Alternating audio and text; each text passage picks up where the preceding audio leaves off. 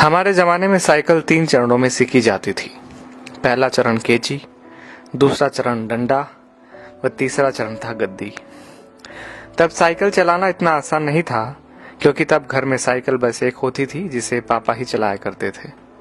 तब साइकिल की ऊंचाई 24 इंच हुआ करती थी, जो खड़े होने पर हमारे कंधे के बराबर आती थी। ऐसी साइकिल से गद्दी चलाना मुनासिब नहीं होता था। केची वो कला होती थी जहां हम साइकिल के फ्रेम में बने त्रिकोण के बीच घुसकर दोनों पैरों को दोनों पेंडल पर रखकर चलाते थे। और जब हम ऐसे चलाते थे तो अपना सीना तान कर टेढ़ा होकर हैंडल के पीछे से चेहरा बाहर निकाल लेते थे और टिन टिन करके घंटी इसलिए बजाते थे ताकि लोग भाग देख सके कि लड़का साइकिल दौड़ा रहा है। आज की पीढ़ी इस एडवेंचर से महरूम है। उन्हें नहीं पता कि 8-10 साल की उम्र में 24 इंच की साइकिल चलाना जहाज उड़ाने जैसा होता था। हमने ना जाने कितनी दफा अपने घुटने और मुंह तोड़वाए थे। और गजब की बात तो यह है कि तब दर्द भी नहीं होता था।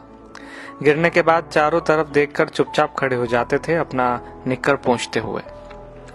अब तकनीकी ने बहुत तरक्की कर ली है। 5 साल के होते ही बच्चे साइकिल चलाने लगते हैं, वो भी बिना गिरे। 2-2 फीट की साइकिल आ गई है और अमीरों के बच्चे तो अब सीधे गाड़ी चलाते हैं। छोटी छोटी बाइक उपलब्ध है बाजार में।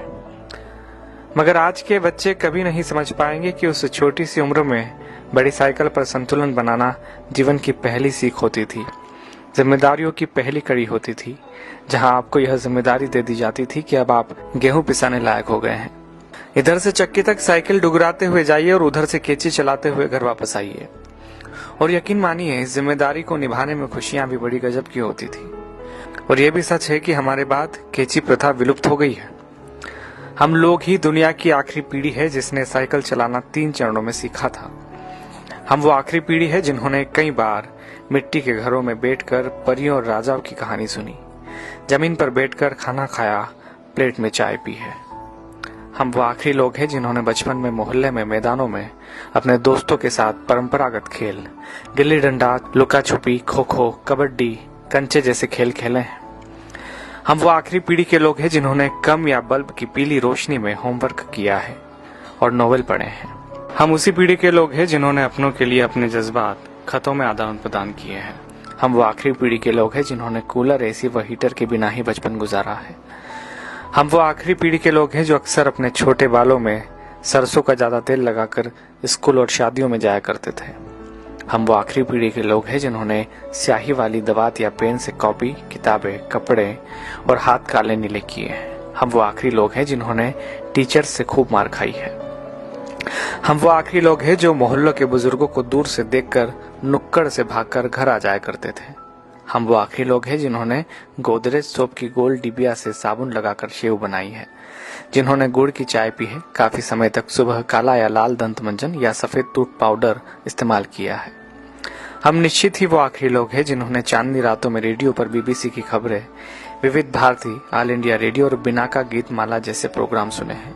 हम ही वो आखिरी लोग हैं जब हम सब शाम होते ही छत पर पानी का छिड़काव किया करते थे। उसके बाद दरी चादरें बिछाकर सोते थे। एक स्टैंड वाला पंखा सबको हवा के लिए हुआ करता था। सुबह सूरज निकलने के बाद भी ढीठ बने सोते रहते थे। वो सब दौर बीत गया। दरी चादरें अब नहीं बिछा करती है। डब्बों जैसे कमरों में कूलर, एसी के सामने रात होती है, दिन गुजरते हैं। हम वो आखिरी पीढ़ी के लोग हैं जिन्होंने वो खूबसूरत रिश्तों और उनकी मिठास बांटने वाले लोग देखे हैं जो लगातार कम होते चले गए।